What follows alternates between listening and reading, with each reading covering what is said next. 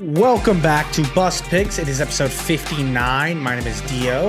That is Don. How we doing? Don, I just had an idea pop in my head as I sat down in this chair. Oh, that's scary. I think it should be illegal for certain defensive coordinators in the NFL to keep their job longer than like 3 years. Guys like Vic Fangio, guy like the Chiefs defensive coordinator who are like so elite and so good, but they don't want to become head coaches so they don't get another opportunity because they've gotten it too many times. They shouldn't be allowed to just stay with another really good organization and continue their success. They should be forced to go like coach on the Raiders. Just give him a chance just for more parity. Doesn't that feel a little more fair than like Vic Fangio being like, yeah, I'll just win 6 championships in Philly? I mean, I get it. He's too good of a coach. I think at that point we need to rotate coordinators. Not just defensive, but offensive as well. There's like one bit. Yeah, I think offensive coordinators too. You get 5 years. Yeah, I think 5 years to show. I say 3. I say if in 3 years you can't show you're a competent offensive coordinator, pass the buck. Yeah, no, that's a good. I think from a franchise perspective. But if you're successful, yeah, I think 5 and you move them. Yeah, 5. Like 5 years. If you want to increase parity. I mean, Ben Johnson hit his 4th year, so that'd be one more year of Ben Johnson. Yeah. No one would be mad about that, especially nobody. I think he deserves a head coaching spot at this point, though. Yeah, and he did, and he is. Yeah, exactly. Chicago. Shout out to Chicago. Made a big move today. We'll talk about that later. Let's get into fact of the day. Fact of the day, going NBA and Dwight Howard specifically. In his last 3 seasons in the NBA, you know he shot 40% from 3? No way. Yeah. Dwight Howard? Dwight Howard he was a Laker. He was not. He was shot 40% from 3. He completely changed his game. And in the finals, he has 100% three-point shooting average. In the finals? In the finals. You're telling me like he's only made like 2 threes, but he's just made both shots. Okay, all right. Like he's not I'm not putting him up there like he's statistically better than Klay Thompson at shooting threes in the finals. I'm saying he has not missed a 3-pointer in finals at all. So what you're saying is whoever gets to the finals this year should be actively trying to trade for Dwight Howard to be their wing. I think if you bring him in as like the Bob Horry big shot, just the Ray Allen on the with the Heat, just you need 1 3. He's the Bill Murray at the end of Space Jam, who's just like, I'm gonna give you 2. Well, it's the same thing. Like Shaq has like an incredibly high 3-point average, just because one time. I think it was early in his Laker or middle of his Laker career. Clock's running out for the shot clock, and he just throws the ball towards the basket, hoping for a rebound, and accidentally makes it. Yeah, but that's just his only real attempt at a 3-pointer ever. Those moments are just magic. Those are magic. That's watching a ball go into a hoop like a perfect swish is better than. It feels good. It feels good. It's better than a long drive in golf. It's better than Depends. Is that your favorite? Depends. It's better than a home run. Are we talking just any kind of just swish? Yeah, like a clean one, like I think where it almost whips. Because you get a couple of those a game sometimes. I love it. No, I love it. I'd take a home run crack.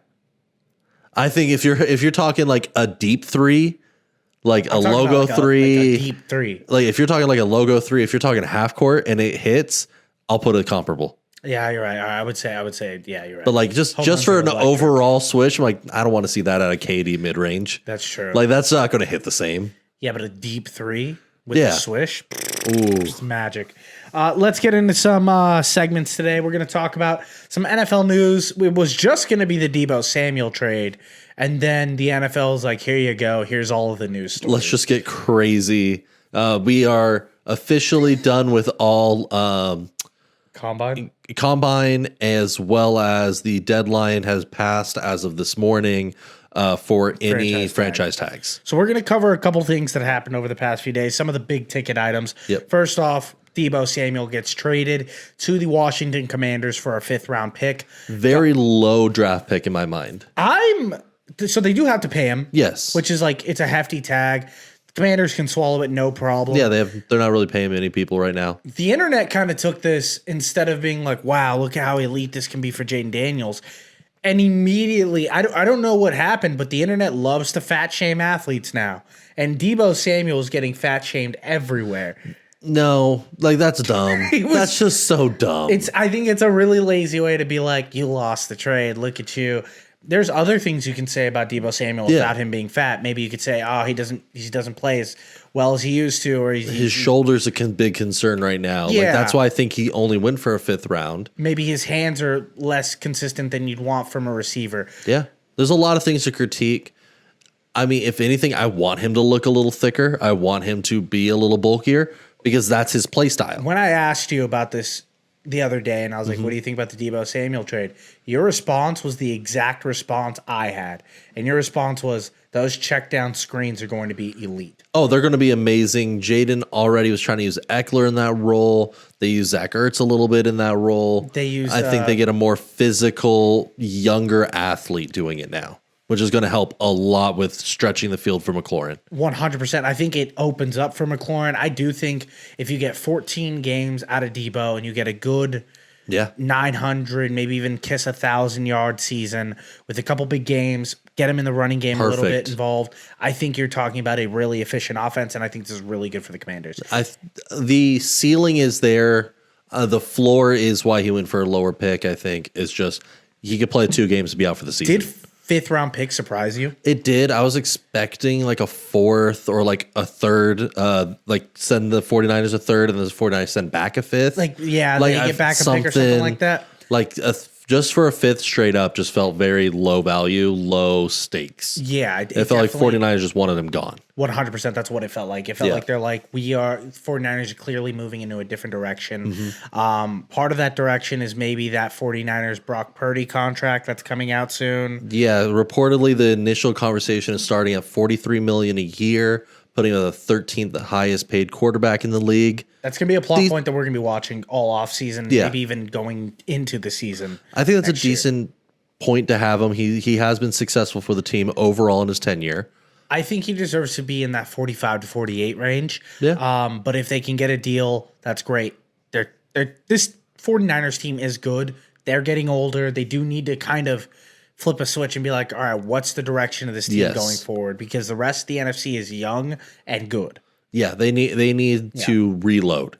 Another bit of news, we're going to talk about Matthew Stafford not getting traded, staying in LA, going to get restructured to his contract. It kind of got a little heated, and at one point we were like, the Raiders were going to...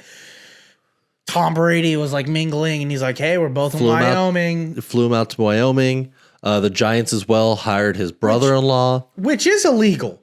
They were not allowed to... They were allowed to they were allowed to talk to Matthew Stafford's agent, not to Matthew Stafford directly, because that is legally tampering. And I want this on record.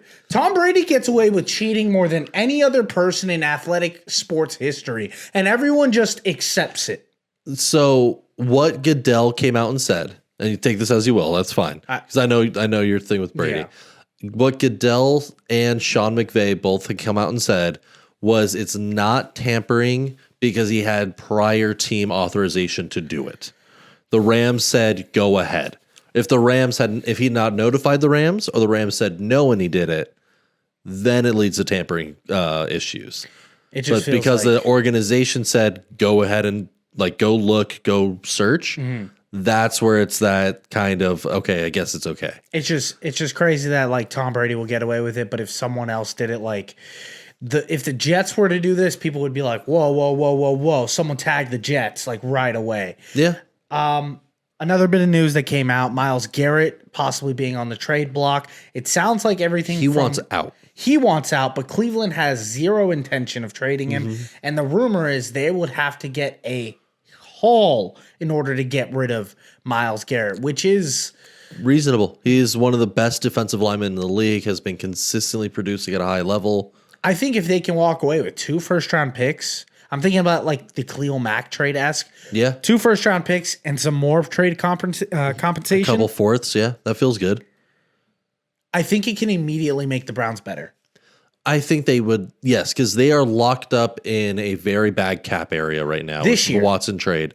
Or with Watson's contract for this year. So going and getting as many picks as possible, getting a bunch of rookies out there, taking a bunch of shots, lowers your cap worries, and it tries to find in time. Quarterback, you're not bringing in another top QB at all.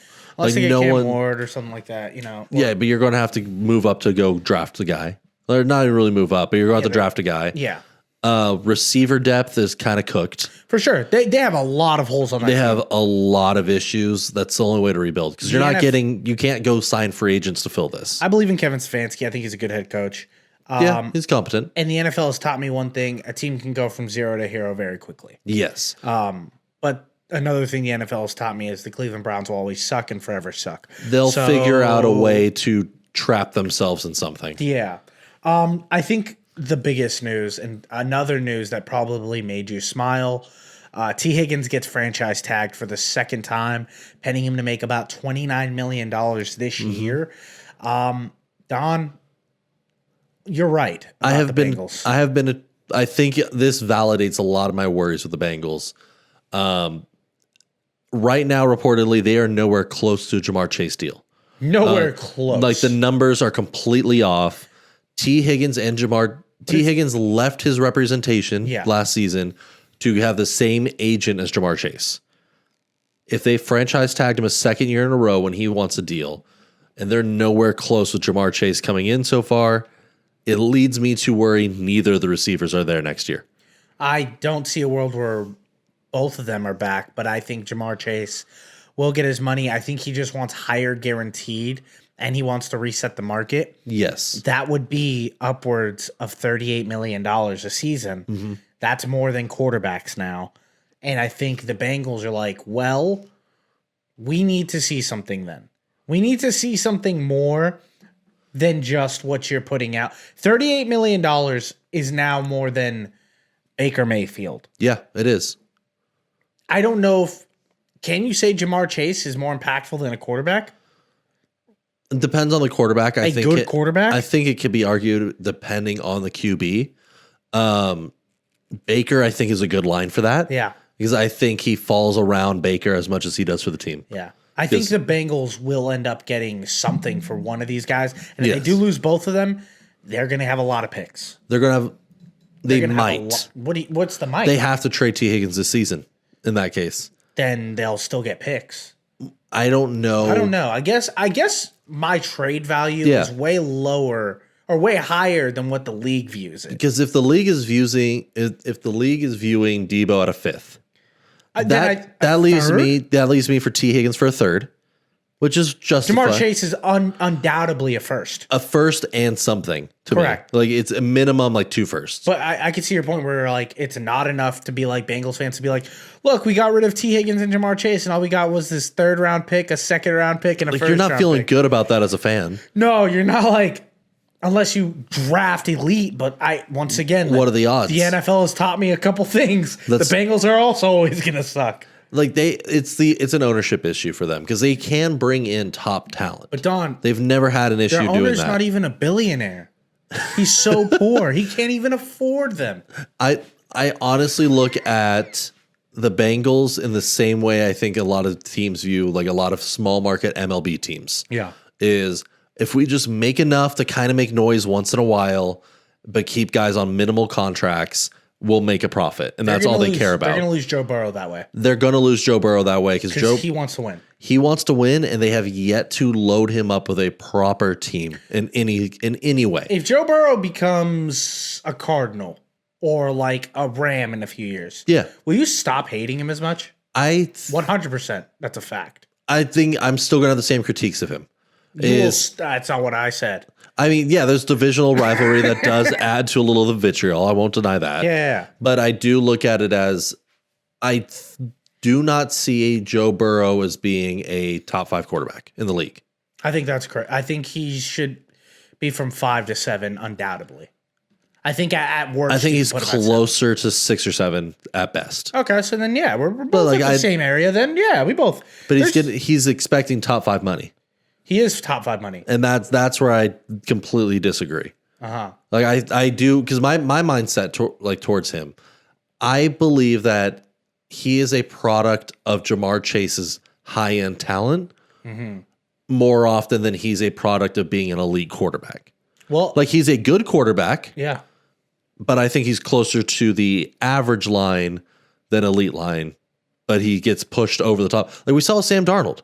Yeah, Sam Darnold can suddenly look like a game breaker for a few games when you have an elite weapon next to him. Exactly. Yeah, I I mean, that is true, but I'm not blaming someone for being part of a good system. No, I'm not blaming him at all. Like if this works for him, go make your money. Yeah. But if he leaves the Bengals or the Bengals get rid of Jamar Chase, it's funny. It's going to be rough. It's funny that you brought up Sam Darnold. I'm segueing to him. He doesn't get tagged. No. He's now expected to be a free agent, full free agent. Minnesota has openly said that they are trying to restructure and get him a signing, like get him a deal to keep him around. The numbers that are being thrown around for Sam Darnold, though, are so high that it does kind of feel like they can't. Like, there's no reason for them to sign him if they do believe in JJ McCarthy. Yeah. He's expected to make $40 a year still. That's way too high for Sam Darnold, I think. For off one good season, when he has the history he has, I would say I would move him closer to Baker money. Baker's right there too. Baker's 38. Baker's 38. I put Darnold at 35. That's where I would feel comfortable. There's no quarterbacks at like 35 that are good. I guess like that's the Geno Smith area. And I think Sam Darnold is closer to there in terms of his talent, especially if because he's not walking into another team and doing what he did last season. You have to think about the bidding. Yes. Like there are multiple people being like, we don't have an answer. This draft class isn't it? Oh yeah. He should go get that money from Oakland, from New York. There's no Oakland team anymore. You talking about Vegas? Vegas. Yeah. It's been 4 years, buddy. Still Oakland in my mind. If Jacksonville moves on for Trevor Lawrence, I think that's not going to happen. It's a fringe rumor at the moment, but I'm saying if it happens, I could see Jacksonville paying him that kind of money. What is the ideal landing spot for Sam Darnold for you? Because to me, Vegas does feel like a place where he's naturally going to fit. I really think him going back to New York, but in a Giants jersey, that would be terrible. I think it could work. I do believe in Brian Daboll. I do believe that the Giants aren't as bad as people want to say they are. I think they are a couple picks away from being really good because they can sign him and then immediately use their draft capital to build around him. I don't think he gets signed. Like I put him in the Rodgers category. Mm-hmm. I don't think either of these guys get signed until after the draft. I disagree. I think Sam Darnold's the first day drafted. Or first day signed. First or second day. I'd be interested to see it because I don't know. The market is hot for him. No, the market's hot right now. So then why would? But I don't know if a really desperate QB team is going to chase him if they know that, hey, we could get Cam Ward in a season. We could get Shador. We can get one of these other guys. That's it, though. That's two guys. There are like 8 or 9 quarterback vacancies. And then at that point, you're selling yourself on, can I make Justin Fields good? No. You keep trying to sell yourself on Justin Fields. It's not going to happen. I think that he is, under the right system, he's as competent as Russell Wilson last year. And Russell Wilson played in the Pro Bowl. Yeah, you love to throw that in people's faces. Yeah, it's a fun stat. It's a weird stat that he actually did play that Pro Bowl. Eagles had a lot of news today. Yes. They're cutting Darius Slay and James Bradbury. Makes sense. Both their corners. They did draft a lot of young corners last year, like Cooper DeJean. So they're going to immediately step in. I'm sure that they're going to be evaluating corner in the draft again. It's freed up a lot of space, and then immediately use that money to re-sign Saquon Barkley to a larger contract. 2-year extension. 2-year extension on top of the 3-year that he got last offseason. Yeah, so he is signed through 2029, his age 31 season right now. He's now the highest annually paid running back in NFL history. Yeah, he is averaging, 20. Like if you include both contracts, averaging $20 million a year. He's I think the extension was for 43 total for 2 years. Yeah, he's extended all the way until 2029. Yeah. Oh, here it is. $36 million guaranteed, $41.2 million on that 2-year extension. I'm going to say something. Is this worth it? This is a Super Bowl tax. This is 100%. Thank you for getting us here. Thank you for getting us here.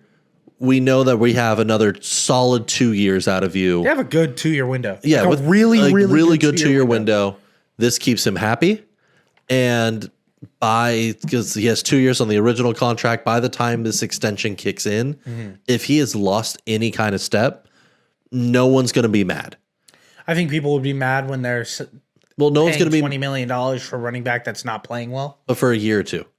Okay, that's the thing. Fans may get upset then, but you already won the Super Bowl. Correct. And you've locked in your window for longer. I wouldn't be like that's every team has that kind of, there's a few guys that make this massive jump based on their performance to get a good chip. Doug Peterson got booed his first drive after winning the Super Bowl the next season because they punted.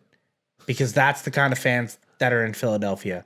If Saquon Barkley gets hurt next year, plays the next year after that and is shaky or so-so, by that third year, and they're still paying. Oh, they're going to turn on him immediately. They're going to be saying the meanest things about Saquon Barkley. You wouldn't even believe. Oh, no, but I'm going under the assumption that even if he doesn't hit 2K total yards, if he's at 1,500 for 2 seasons, you're feeling fine with the extension by then. Last little bit of news that happened for the NFL. The Rams sign a guard and then immediately traded him to the Bears. Bears are actively trying to bolster that offensive line. Which they desperately need to do. And it sounds like the Bears are going to be going after defensive linemen in the first round of this draft. Yeah.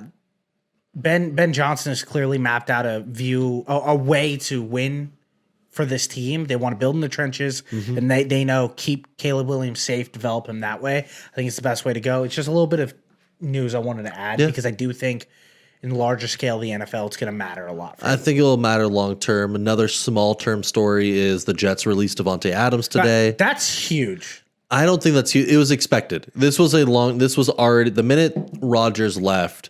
It was just a matter of time until Davante was cut. If you're a team, do you sign him to a long-term contract? And I mean long-term as in like 2-3 years.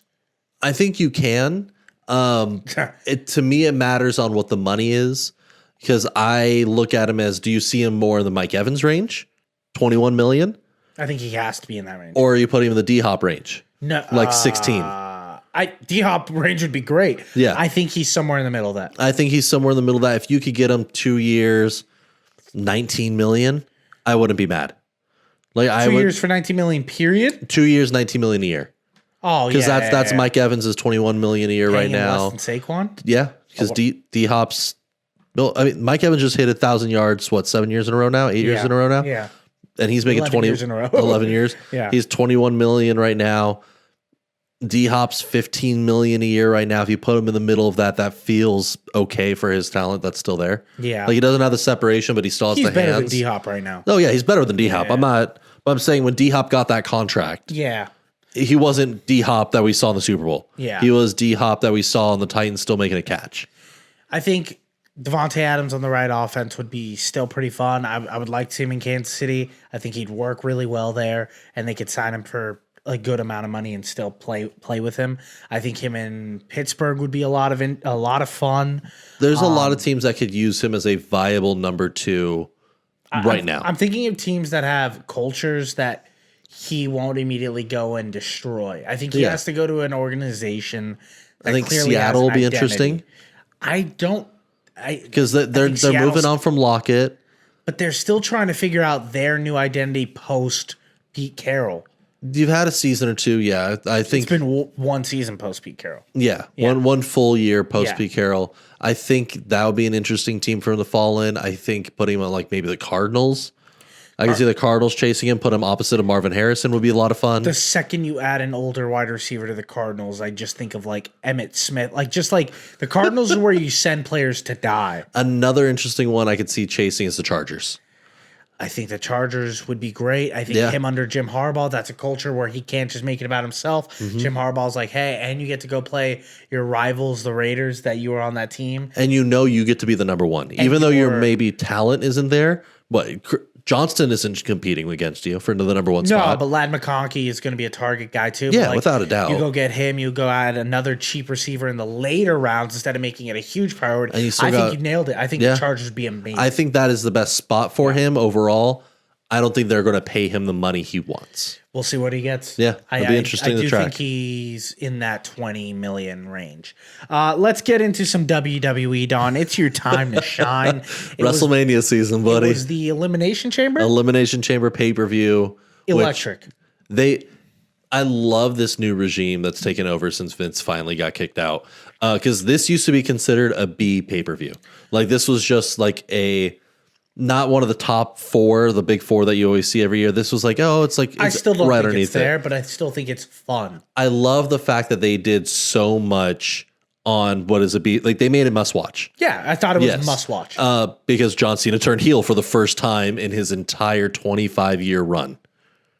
So John Cena, all I know about John Cena is this. He's the golden boy. Yes. He is the I'm always going to do the right thing. Best for business. For the kids, for the company, for the betterment of the world, which is a great message that everybody can get behind. He still donates a majority of his salary back to WWE, back to charities, because he signed his rights over to the WWE. Yeah, he signed his whole So life everything he's getting money, like movie-wise, goes to them, and then the WWE uses a lot of that to fund their charity arms. Like they purposely have an agreement set up that way. Interesting from the point of Dwayne The Rock Johnson's whole storyline of like, hey, sell your soul to Cody Rhodes, because John Cena just did. Like he literally has, and I think that's what they're playing on. John Cena. First off, I'm not a Dwayne The Rock Johnson guy. I like him. He's like. He doesn't catch the charm to me that he does for you, or like most living people on this planet. I think there was a window where from basically 1999 to 2006, 2007. That's when I got into wrestling. Was 2006, and that was kind of the tail end of this. Like the Rock being the biggest guy in the Rock. Like, he was still big. He's still one of the biggest. Dwayne The Rock Johnson. Yeah. But that was, I think, the peak of his wrestling in ring work. And then after that, he started pushing more into Hollywood. Like the Scorpion King came out around that 2005, 2006. Yeah, so that's when he started taking a step back and focusing more into that career. Fairy, the Game Plan. Yeah, I liked him in Game Plan. I liked him in Game Plan, but you had to like his movies and his wrestling versus I got to see him when it was just his wrestling. So John Cena turns heel in one of the craziest segments I've ever seen in wrestling. We're going to get into that later. Well, yeah. John Cena turns heel. The entire world loses their mind because this is Batman taking off his mask and being the Joker. Yes. This is the biggest heel turn in modern wrestling history. I would put it next to Hogan's 1996 like Bash at the Beach where he went to the NWO. So tell me, Don, how do you feel? I love it. Okay. Like as a fan, this is amazing because like I was already hinting to you, it's like that would be a fun like I was telling you while we were watching the pay-per-view, that would be a fun like half in, half out if he started taking some shortcuts. Because there was already some like sprinklings of like, hey, this is a thing that could happen. Well, because the big storyline is he is going for his 17th championship right now, which would break the all-time world championship record across almost all of wrestling. Yep. Not just the WWE, but I don't think almost anybody else has that many world championships in any other promotion as well. I have 22 Don Basement championships in my bathroom. So not true. Okay. Yeah. That being said, having him take some shortcuts in his last year would be an interesting story to tell for him. And Cena's like, if you look at his win-loss record, he has not won a match, like a singles match in the last 4 years. He has lost almost every single one. He's trying to build up the next guy. Because he's trying to build the next guy. That's for the company. How do you build up a guy and immediately elevate him to Cody Rhodes level of like stardom than doing the corporate storyline that they did in the early 2000s, The Rock, where you signed to the corporate side. You did this with Daniel Bryan. That's why Daniel Bryan was so huge. It was Triple H and the corporation versus Daniel Bryan, and Batista was the big guy in the ring against that. You had The Rock and Stone Cold. Like they're trying to build up Cena to be this big end of boss villain who is in his farewell tour. Right who is in his farewell tour. Yeah. This is it. This is his last year. Come Christmas, he's done. After this. Yeah, he has booked for, I believe, all the way through. He's like 30 booked matches. For 32 dates. Yeah. He has done 2. Yeah. So he has 30 more appearances between basically today until New Year's. He has 30 more appearances on TV or pay-per-views, and then that's it. he is done with his in-ring work completely. I'm really excited for this. I think this whole match was really, really exciting. The entire elimination chamber was fun. I think CM Punk had one of the coolest moments. Oh, they rolled the clock back for that work between those two. They almost went beat for beat with one of their 2016 matches. That was great to see. I'm a Seth Rollins guy. Every time I see Seth Rollins, I'm like, all right, give me more. I'm not a Damian Priest guy, and Logan Paul is like, I get why he's there. Yeah. Yeah.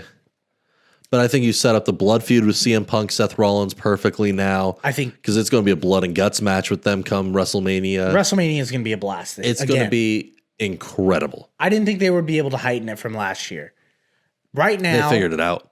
They have figured it out. And Dwayne The Rock Johnson, like I said earlier, I'm not a Dwayne The Rock Johnson guy. I'm enthralled with this character right now. And I think that is such a big part of where wrestling is right now, because you have the two guys running majority of the storylines in the company are Triple H and The Rock. Mm-hmm. They are both on the board. They are running everything. Like almost everyone involved with the company now in a high level decision making are former wrestlers. And so you could tell that their passion and their love is coming through so much. Yeah. And like as a fan, this is the best time to feast. So let's get into Bust of the Week, which for you is a quick transition to continuing talking about this. Because mine was going to be similar to what you're taking. And then rewatching the segment and what news broke with Dave Meltzer at the Wrestling Observer. WrestleMania also reported it. There's been I think Sean Johnson reported. There's been a few different reports that came out basically. That during that segment where Travis Scott came out with The Rock, was for some reason saging himself the entire time. He was protecting his soul because Dwayne The Rock Johnson was talking about selling his soul. That was an interesting beat. Reportedly has actually injured Cody Rhodes with a hit that was not supposed to happen. Mm-hmm. Basically, if you watch the segment, it's when The Rock is telling him hold him down. He goes to choke him. Cena pushes him. Goes to choke Cody. Cena pushes him back down. And he hits him in the side of the head, which reportedly has now busted Cody Rhodes' eardrum, has blackened his eye, and possible fracture in the orbital region. That's what's being reported currently. I'm sniffing Kizzy on that. He definitely hit him in the face. I don't. I can see the black eye immediately. Like if you watch as they go off air, you already see that turning completely purple. 100%. Yes. Rupturing the ear, don't know if he did that. That remains to be seen. Like I think there's more credibility to that than not. The fracture is where I'm like, okay, now they're adding extra stuff. Travis Scott is wrong. He shouldn't have hit him. He shouldn't have choked him. Yeah, that's the biggest thing with wrestling is you see this with other celebrities who've come in. Yeah. The idea of a celebrity doing something like that. You saw Johnny Knoxville who actually got in the ring and participated in matches. You saw it with KSI. You saw it with I Show Speed. You take the hit because professionals are going to protect you and know what they're doing. You don't lay the hit into it. Correct. Because doing a staged punch, doing a stage kick, any kind of stage combat is an extreme skill that these guys work years to perfect. And even then, there's times where it doesn't go well, and you end up in the match where John Cena was throwing punches, and you're just like, those didn't land, but we're just going to accept it. And that's exactly because it builds the story. You could forgive that, or you have on the other side where Brock Lesnar, Braun Strowman a few years ago, where Strowman actually dazed Lesnar with a knee to the side of the head. So that's where I'm at. Yeah, that's what gets me a little going on the subject. Travis Scott is wrong. He should not have done what he did. He should not have punched a guy who is... Especially if you're not told to do that and you're not doing it in a safe manner. He was in the heat of the moment. He felt like it was a safe environment to do that. It wasn't. He was not trained. It was his fault. Yes. It's also the WWE's fault for putting him in that position. They know what could happen in that situation. And two, you WWE fans love to talk about and praise how tough these guys are. Yeah. Falling off these ladders, getting slammed, talking about how people actually got bit by a real venomous snake. And Not real venomous, but bit by a real snake. Talking about how these guys staple themselves or shatter these bars over their heads and stuff like that. Yeah. Yes, they're trained professionals, but they still get hurt. Yes. Not even 30 seconds after the Travis Scott incident, we are actively watching him get whipped by a belt in front of millions of people. Yeah. The Rock hits him 3 or 4 times across the back. But Travis Scott, who weighs at best 115 pounds soaking wet, hits your guys' precious Cody Rhodes. And yeah, part of this could be because I don't like Cody Rhodes. I think that's laying a big amount. And I wouldn't even say a big amount. It could have happened to John Cena, and I'd be like, okay. It just feels like you guys are crying a little too hard at this. To me, where my issue is with it, there's a difference between a planned spot where you're ready to take a hit versus a spot where you don't know what's happening and someone takes a shot at you when you are not ready and is not in a protected part of your body. 100% true. Like that's like the idea of with the belt. This is a place you shouldn't take an a unscheduled strike at Exactly. unless you have intent to hurt. Exactly. You even see that in the multi-man match like the Royal Rumble and everything. Before they even swing to the head, they grab the guy, spin him so he sees it coming so they know what to react. Or if they are doing a quote-unquote blind shot, it's always to the back of the shoulder blades or to the basically around the shoulder area or to the thighs, because that's where it causes the least amount of actual damage. It gets the impact. The visual is there of a hit, but it is a safe area on the body to target. I'm not saying this about the wrestlers because they're not the people that have come out and said anything. I know you're actively like they're not going to come out and say anything. They're not. But this situation, based on what I've seen online, you've seen a lot of fans going in extreme directions. It's coming off as soft. You guys are coming off as soft in a world where I just watched these hockey guys beat themselves night in, night out to a living pulp without with just for the love of the game. And no one complains about that. Yet this is another physical sport. Yeah. And people just come off as like, hey, man, do you want me to buy into this thing that you guys buy into when you guys aren't? I almost feel left in the dark here. To me, it feels more like it's not about the physical combat as much as it's about the storyline and like what story you're trying to tell using violence. Yeah. Do you think it pulled you out of that moment? It pulled me out because I genuinely was going, what is he doing? Because that's clear. Like you saw Cena immediately push against what was happening. Yeah. You saw The Rock trying to direct him and tell him what to do there. Hold his hands down. Like hold his hands or hold his head. Like just hold him down like for the visual. And even then after he lays the hit, he backs up and starts like just messing around again. Yeah. And it's so that it pulls you out of the story. Let the sage back up. Let the sage back up. So that's more my issue is you are injuring somebody. You have now injured somebody. And it didn't perpetuate the story. And it doesn't help anything. You are now costing the story time. Yeah. Because Cody Rhodes cannot, like, if it is an actual ruptured eardrum, that's a couple weeks to heal. He is not going to be cleared to do in-ring performing for a few weeks. You have now actively prevented his career. That's where my issue is coming from. I don't think the injuries are severe. I think it's just they're taking this as an opportunity to give Cody more time off, which is the WWE's done that countless times. They've done it. No. They've done kayfabe injuries. They have done kayfabe injuries. Yes. That was the big thing with Jade Cargill coming back in the women's chamber. I don't think that's the case with this one. Yeah.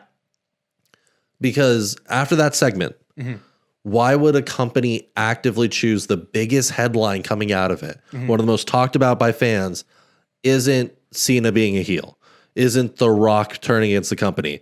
It's your top guy's now hurt because of some guy who's not even affiliated. He'll be back. He'll be back. Soon. He'll be back soon. But as a company, almost unnoticeably soon. Like he'll be back. Well, he'll be talking on the microphone probably next week. That's what I'm saying. But why I don't get as a company why you would have that be the biggest or one of the biggest headlines. Now, from outside fans, can you see where people are like, that's a little soft? That's a little hypocritical too. If you don't know the industry, it doesn't make a lot of sense. Cool. Like I could completely agree with that, but it's also you have to take the time to know context. I think context can sometimes be blurred by the inevitability of what is actually being done, which is in that context, they're in a physical they're in a physical sport. Like that is what is happening. Yeah, they're in a mock physical sport. And what happens in that situation, which we have thousands of hours of interviews of wrestlers being like, yeah, that wasn't supposed to happen. It happened. It sucked. Yeah. And we move on. No, that's what it's going to end up being. And that's why I'm like, if that's how he feels, why should I feel any different? More my thing is I just don't want to see Travis Scott. Like the whole reason he was out there was because he was. I don't want to see any of them. I watch WWE because I want to watch wrestlers wrestle. Exactly. That's the part where I'm like, no, that's where the fans are valid. Travis Scott shouldn't have been on that. There was no reason for him to be there. They do these celebrity spots once in a while. Reportedly, Travis Scott wanted to be a part of the storyline somehow. Probably because the song Fiend is affiliated with WrestleMania. That is going to be the theme song. They've already signed the contract. Don't like that song. So it opened the door that he wanted to be a part of it. They've done this with Bad Bunny. Not a trained professional, did great for his little run. He had 2 years where he dedicated himself to the sport.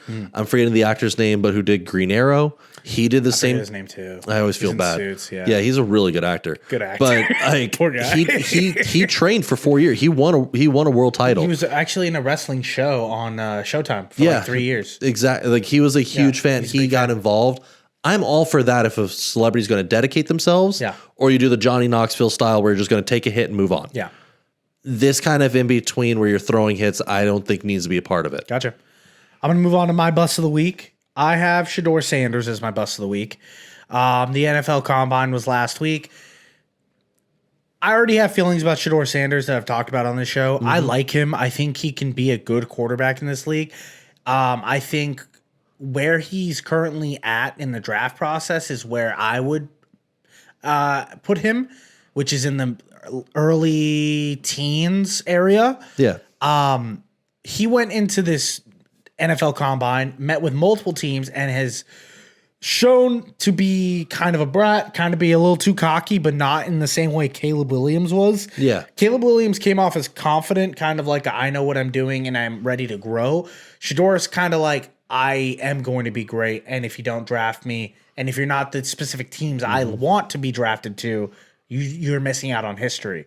I think it feels like he's very much doing a Drew Brees kind of Eli Manning, where they named specific teams they didn't want to play for, and they just refused to suit up. That level. He's not coming out of the draft. He's not that level in the draft, but he has the name behind him. So the teams that like he was meeting with, like the Raiders and the Giants, apparently he bombed those interviews, but he bombed the Jets interview. But apparently was like really good with the Miami interview and was like really responsive in other interviews. Yeah. Some people have him falling all the way out to the back of the first. Yahoo mock drafts have him out of the first completely now. I don't think that's... I think that's maybe an overreaction at the moment, but you're seeing that level of he was a arguably top 6 pick to now he's out. Like you're seeing that level of discrepancy now. Now the Steelers are like, maybe.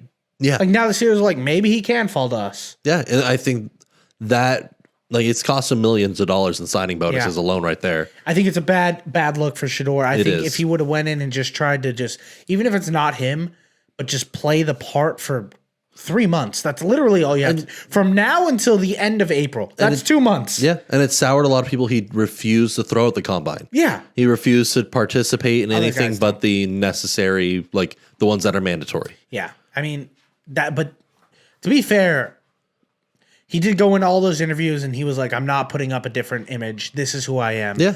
And for better or for worse, this is the consequences that he's got to live with. And I think it's going to bite him in the butt. And I think it's going to cost him a lot more money than he really understands. I don't think he cares about the money to that extent. Like, I mean, he comes from like Deion Sanders' dad. Deion Sanders isn't that rich. He's not that rich, but I don't think the idea in his mind, he's going to be a QB for the next 15 years. Yeah, he's like, I'm going to get paid on the back end. I'll get paid on the back end. What's $3 million now? Let's get into some NBA news. We got a lot to talk about, but one of the number one things we're going to talk about is Joel Embiid and the 76ers. So it came out late last week. Joel Embiid, who only played 17 games this year, has been diagnosed to end the season. He's no longer going to play in this year. And in fact, his future of playing basketball is completely in jeopardy now. There's these experimental surgeries that are going around saying that they're going to have to break his hip. There's going to be some type of new knee surgery that they're going to have to do because apparently his lower half of his body is damn near unplayable. So right now, what it's officially been diagnosed as a knee injury. That has been the official. This is what has caused him to sit out. Multiple knee injuries. It's multiple knee injuries compounded. What the leading idea that it sounds like he's going to experiment that he was talking about is doing what Kobe Bryant did. Yeah. Is go to Germany and get an operation called a platelet rich plasma injection. So they go in to the knee. They do they do surgery, clean everything out that needs to be cleaned, repair everything, and then inject your platelet-rich plasma to kind of reinvigorate the healing in a way. Bring it back, and try to bring it back as close to new as possible. It did work for Kobe, but it is experimental for U.S. purposes. It's a very specialized surgery that only a very few countries do, and the doctors who specialize in it are in Germany. So it worries me that with the odds of it fully working on a bigger body like Embiid with very high impact on those joints, he already has a long history of injuries. Just say it, Don. I think it's time for the 76ers to move on if they can get out of it now. They can't. They're paying Joel. Yeah. They just paid Paul George. They got to pay Tyrese Maxey, who's been bad. He scored 5 points last game and 5 points a game. They're sitting at 21 and 38 for a reason. They want to tank. They are out of the playoff. They are out of the play-in tournament at this point. Yeah, they're trying to tank so that way they can keep their pick. Yeah. Because if they get in the play-in, they're not top 6 protected. It's a bunch of and the lottery pick draft stuff. Lottery stuff. I will say this. Going forward, if you're a 76ers fan, it's bleak. Yes. You're now banking on Joel Embiid coming back, Paul George somehow de-aging himself and giving effort, even though he stopped doing his podcast, and Tyrese Maxey to come back. These are all possibilities. I think Maxey could come back. I think so. Yeah, it seems like he's just in a rut right now. It's more mental than anything. Their rookie tore his ACL in the beginning of the season, who was playing out of his mind. The 76ers are in a tough spot. I don't think they're in a tougher spot than the Dallas Mavericks are right now, though. No, to me, the 76ers have a 35 to 40% chance of Embiid coming back healthy next season. And good. Because he's looking to go into surgery in the next couple weeks. That gives him a long recovery period. I think that if the 30-40% chance there, Maxey gets out of his funk right now.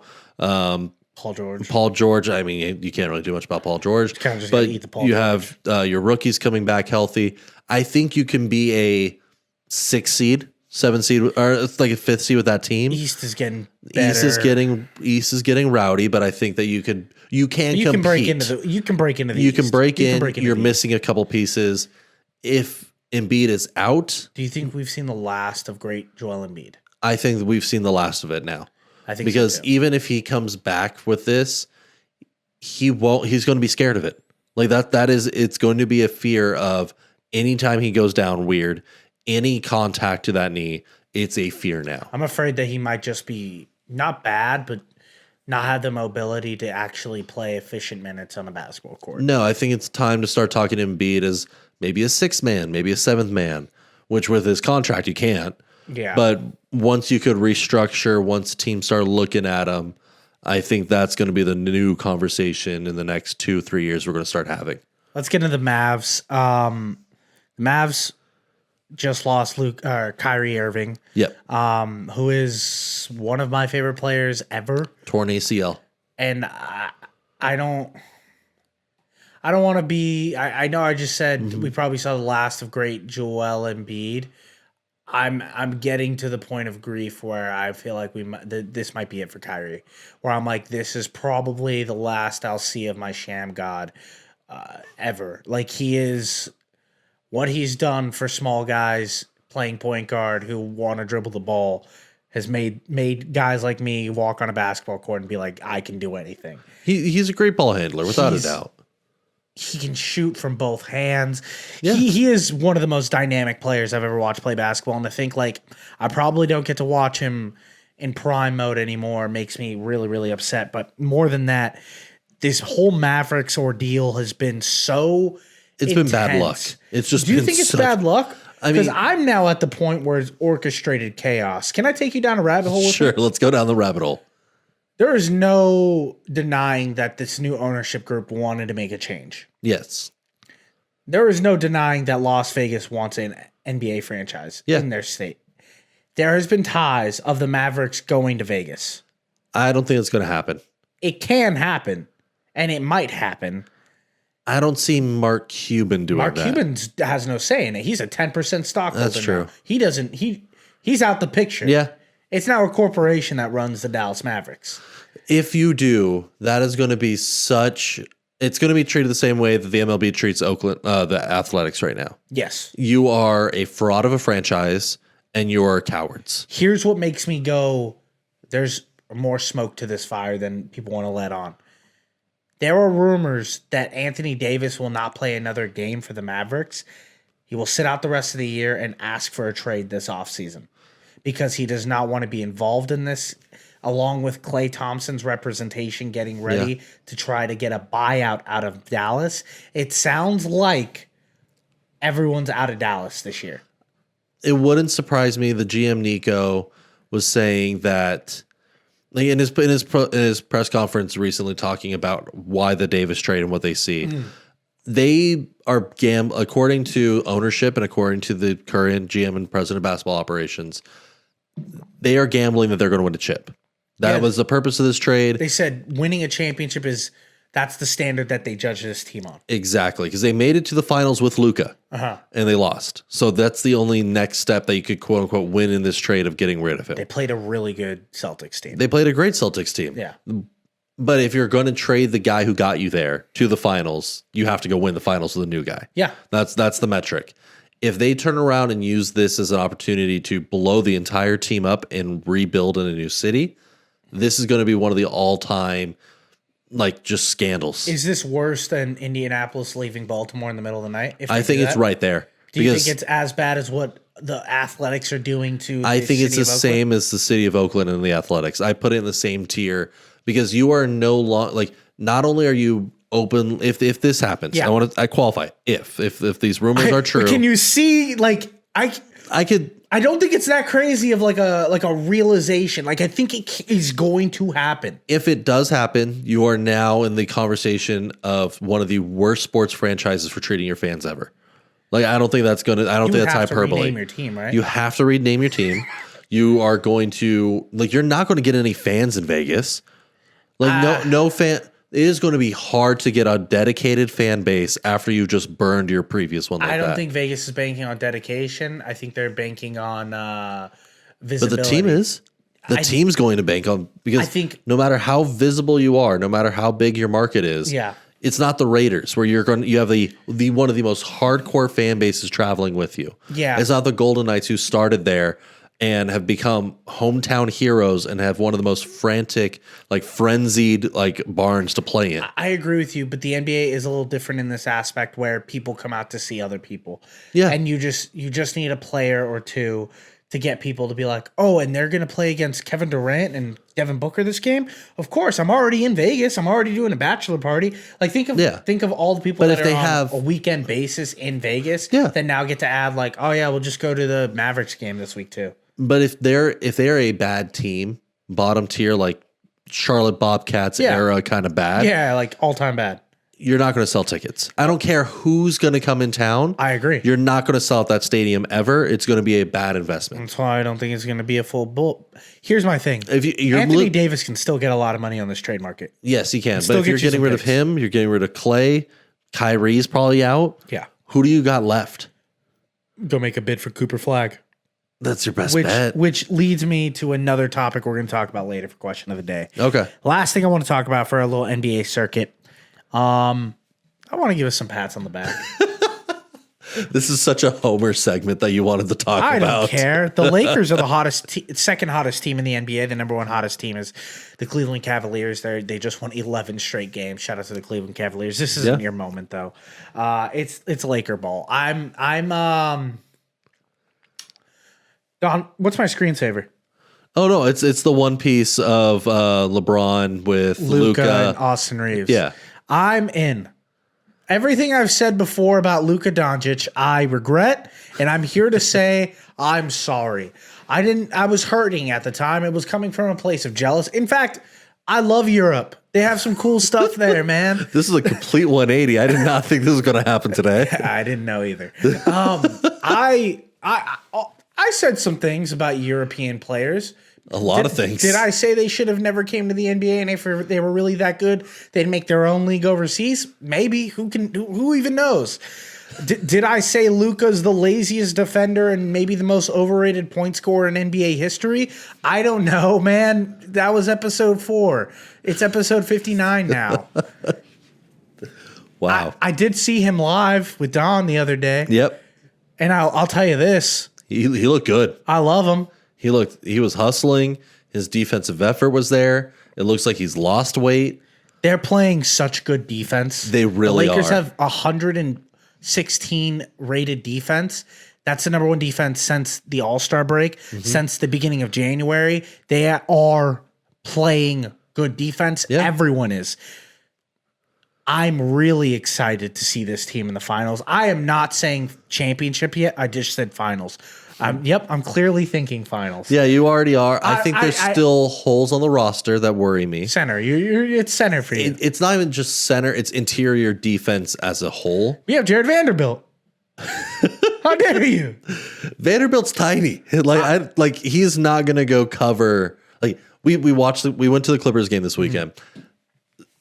When Lakers Eubanks game, by the way. Lakers Clippers, versus the Clippers. Eubanks was able to go put up points off the bench in the paint. Yeah. There's no depth to that interior defense yet. That worries me because I want to see somebody take that step forward. I agree. LeBron looks for the last couple games. He has Cadillaced it a little bit in the offensive production. He just won Player of the Month. Yeah, no, because he's a great assist guy. He averaged 29 points a game. Yeah, he's been delegating. He has taken a few games off. That's not delegating. That's 29 points a game. But he has taken a couple games off recently. 7 straight. Yeah, no, it's working. I'm curious to see when he goes LeBron takeover mode. Like when it's games online. He still does. He doesn't do it often in the regular season. He hasn't literally just won Player of the Month. Oh yeah, no, I'm not trying to talk down his skill. I'm not trying to talk that down. I'm saying playoff LeBron is different than regular season LeBron. At this point in his career, he does take a couple games off here and there 100%. to manage the body. 100%. That's what I'm trying to say. Yeah. I'm not trying to say the talent's lacking. I'm not trying to say the effort's there. It's body management for playoffs, which he should be doing. That makes sense. But he's played the most amount of games this year. He's literally averaging a better season than when he was the MVP in 2013. Yeah. There's a case to say this is the best version of LeBron James up and down that we've ever gotten. His efficiency stats are there. Shooting, defense, assists, blocks, just overall team morale. JJ Redick's got the boys smiling. I'm so dangerously close. Yeah, you are going full fanatic mode right because you were hating JJ Redick for a while. Yeah, you're buying. I didn't want JJ Redick. Yeah, I know. But to me, I'm curious on how this team is going to function still if LeBron goes full takeover mode. Because I think it'll be fine. I'm curious on how the Luka LeBron dynamic is going to be. That's just where my standing is. It seems like Luka is going to be playing I'm going to be running the offense, and LeBron's going to be playing this role where he just, because his IQ is so high, he's going to go fit to what the team needs. The other night, the team didn't need a big scorer. There was other guys scoring the ball. Yeah. They needed a guy playing good defense and spreading out the wing. That's what he was doing. In another game, they're probably going to be like, all right, this team needs more inside scoring. That's what I'm going to do. LeBron's at that point where he can kind of just be like, all right, I'm going to go play center today. It's really impressive. The adaptability is there for him. I just want to see high pressure situations before I start talking finals. That's all my point is I want to see have a tough game You don't sound like a Lakers and fan. bounce in. Because I think this team has a lot of potential. I think I'm ready to be hurt. Okay, that's fine. I'm ready to be hurt. I'm being cautiously optimistic until we strengthen the interior D. Why don't you just get on the ride? It's a good ride. I don't know how many more rides we got with LeBron. This might be the last ride. I'll say next season is there. Yeah, maybe. Yeah, if you make a deep playoff run, lose in the Western Conference Finals, and go, all we need is a center. Yeah. That's going to be a crazy season next season. That's where I'm betting on right now. Might be a free agent. Oh, God, no. Please don't come back. My question of the day is also NBA related. Sure. There's been a lot of talk this week about the face of the NBA. Have you seen these discussions? I've seen a few of these. That the NBA is in a very tough spot because they don't feel like there's a face of the league going forward. Mm-hmm. And that's my question to you today, Don. Who do you think should be the face of the NBA going forward after this era takes a step away? And do we even need a face of the NBA? Are we forcing it upon ourselves, or should we just let it happen naturally like it kind of always has? I think there's always an inkling of what young generation star was going to take over. Yeah. Like that being LeBron coming out of school. Klay Thompson. It was kind of given. Not Klay Thompson, Steph Curry was kind of like, it took him a couple seasons, but once you saw the spark, it was like, oh, he's going to be premier. You were just like, that's Steph Curry. But I think the idea of why these guys is because they built a unique brand. Like, it wasn't just that they were a great player, but it was like, that's the reason why Kawhi never really made it as the face of the league. Like, crazy good athlete, one of the best players in the league. Marketability has a huge thing. Marketability is a huge issue. That's why I don't think you could really ever market Giannis like that, because he's just not a huge personality off the court in media. I have some names. Sure. Who I think could step into it. There's a couple guys. I think the best one for me right now that I would bank is on Anthony Edwards. That's the number one on the list. Or SGA. I don't think he wants it. I don't think Anthony Edwards wants it. SGA, I would love it. My problem is he plays in Oklahoma City, and they would need to kind of go on a bit of a dynasty, maybe 2 championships for them to really, for the or public. Or just 2 finals, not even full championships. I think championships. If you make back-to-back finals or 2 in 3 years, I think the case could be argued better. Jason Tatum's should be on this list of possibly being a face of the franchise. Tatum does not have that marketability. He is. Why not, though? I hate him, but like, why not? He's not unique enough of a personality. But he falls under the same issue that I have with Kawhi. Is great athlete. His personality's just Kobe. His whole thing is like, I'm exactly like Kobe Bryant. But there's a difference between, I think where my issue with that is. There's a difference between if guys like, he has that killer instinct, he's like Kobe, he's like Jordan, they start making that comparison, like they did with LeBron coming in, was immediate, like that they were trying to crown him already as like comparing him to MJ coming in and all that. It's Tatum saying he's like Kobe. Yeah, it's not a moniker granted to him. Yeah. It's him going, every chance he gets, it's, I want to be the next Kobe. So I'm trying to model everything, which you can't market that. You can't market a guy who's trying to emulate someone else in a very public way. How are you going to run that ad? No, you can't. You can't run that ad at all. You need a unique characteristic, a unique personality, something that fans can bite into. What about Luka Doncic? I think Luka could be being on the Lakers. Now being in the Lakers, I think there's been enough noise around him. I think he's a good candidate for it. Also young, 25. He's going to be around for the next 10 years. Yeah, but he has to talk. Also, he has to get on a microphone, and his English has got to improve. I mean, which is why I think my Victor Wembanyama, I think can be the face of the league. But I think if we're making a Victor Wembanyama, we're clearly saying this sport is now for the world. Yes, which is fine. Like it should be, as it should be in my mind. You had Yao Ming be the face for a little while. We had Jeremy Lin. We had Jeremy Lin take over for a year. It was 2 weeks. Linsanity was 7 games, and then he fell off the air. Yeah, but it's fine if you. I'm all for opening it up. That's never been an issue. But you have to have somebody who's going to be here for the off-season stuff. Yeah, who's going to go star in a film once in a while as a backup role. Who's going to make those kind of cameos? I have a name. Sure. That maybe you don't like. I don't know how you feel about this player. Okay. I think he should be and is probably already regarded in some efforts as this big player and a face of the franchise. Sure. He has the marketability. He talks on a podcast. His name's Jalen Brunson. He's a ball handler. Yeah, he I like scores. Brunson off the Knicks. He's on the Knicks, a big time team.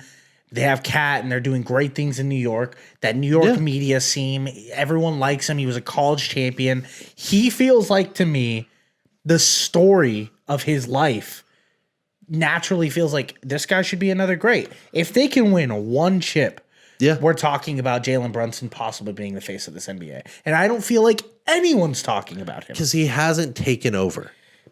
He's very, very good. No, he's talented. I like the kid. I think he's a top 10 player. If you run the tape back, I have bet on the Knicks a couple times in a row. You like the Knicks? I like the Knicks. Like for what their team builder is right now, it impresses me. He hasn't taken over as like, I'm the guy. Like I haven't, like he's had games where he's like, oh, you're a star, you're an all-star. I don't see a time yet where he's been, oh, I'm the man of the house now. Where you're undeniably one of the best, not one of, in this moment, you were the best player on this planet. Yes. Every single face of the league has had that moment at some point. I just don't want it to be Jokic. It won't be. No, it won't be. Good. It won't be Jokic. He hates the NBA. It's because he doesn't care. I hate that. Like which is fine. Like if you're, because he doesn't care about anything else other than just going, winning, get a paycheck, go home, which is fine. Like that is you are going to be recognized as an all-time player. I don't think that's going to be argued with Jokic. Yeah. He will never be the marketing darling that the NBA needs to put up on a poster. What am I saying? It's going to be Cooper Flag at the end of this year. What that guy's doing in Duke. He's got the white boys cooking. I'm just thinking, who are you going to put up on the Christmas game, like the graphic that they run? Like, there's only a few people you could put up on that. Time will tell. Time will tell. Let's get into pick of the week. Last week, I gave you, I don't know how I did it. I picked the craziest game in college basketball, which ended in a half-court three-point shot for us to lose. Yeah, that was a rough one. I'm running it back. Give me Alabama with the points again. They're playing Auburn, who just lost their best defender tonight. They're going to still be underdogs. I would take the money line. I think they can beat Auburn. Auburn's already won the SEC. They're probably just going to keep their starters low, not play high impactful minutes. Meanwhile, Alabama's trying to get a better seed in the SEC championship. Give me Bama with the points and even money line. I like that. I'm reaching deep for some plus money again this week. I'm chasing Patrick Cantelli at the Arnold Palmer Invitational for the PGA. I love it. Cantelli to win and take him top 10 as well. He is currently sitting at plus 2,200 to win, plus 212 for a top 10 finish. I think he's being slept on in this. You have Rory as a top 2. Plus 212 for just a top 10 finish. I like that. Okay. Like it feels like good money coming in. We officially start on Thursday for this invitational. His stats show where I feel like I'm missing something when I see stats that align to what I think is going to be a high performance, and they still give him, like, he opened at 30-1 odds. Like it has moved up in his favor. He's 22-1 now, but he opened at 30-1, and I don't see. I think I found an edge here. He currently sits second in the tour right now for greens in regulation. He is at 76.39% in greens in regulation. He also averages 5.56 birdies per round, which is also second highest in the tour right now, and he's sixth in putting average. You can get this guy plus money for top 10. You could get this guy plus money for top 10. Like Roy McIlroy, who is the second highest odds right now, is minus 112 for top 10. So I think this guy has better. Roy has yet to finish better than 13th for 3 years in a row now. So I think this guy feels like a better edge. Kind of love this bet, Don. Yeah, I like chase the longer odds if you could get these kind of like advantages. Thank you guys so much for listening to another episode of Bust Picks. No Don's basement ad this week. I'm sorry, he was too busy. His whole shop was full. My name is Dio. That is Don, and remember, pray for the parlay.